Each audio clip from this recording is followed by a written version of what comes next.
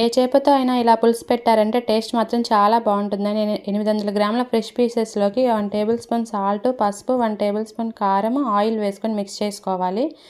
మసాలా కోసం మిక్సీ జార్లో 2 table spoon ధనియాలు, 1/2 టేబుల్ స్పూన్ మెంతులు, 1/2 టేబుల్ స్పూన్ మిరియాలు, 1/2 టేబుల్ స్పూన్ గసగసాలు, 1/2 టేబుల్ స్పూన్ జీలకర్ర వేసుకొని మెత్తని పౌడర్ లాగా మిక్సీ పట్టుకోవాలి. 2 ఇంచుల కొబ్బరి ముక్కలు వేసుకొని మిక్సీ పట్టుకోవాలి. 6 వెల్లుల్లి రెబ్బలు కూడా వేసుకొని మిక్సీ పెట్టి పక్కన పెట్టుకోవాలి.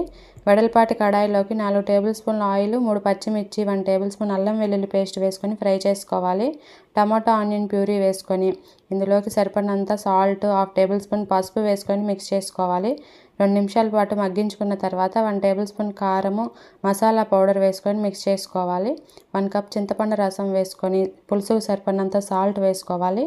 ఫిష్ పీసెస్ కూడా వేసుకొని 7 నిమిషాల పాటు బాగా ఉడికించుకోవాలండి. ముక్క ఉడికిన తర్వాత గంటె పెట్టకుండా మసిగుడ్డుతో కదుపుకుంటే కొత్తిమీర వేసుకుంటే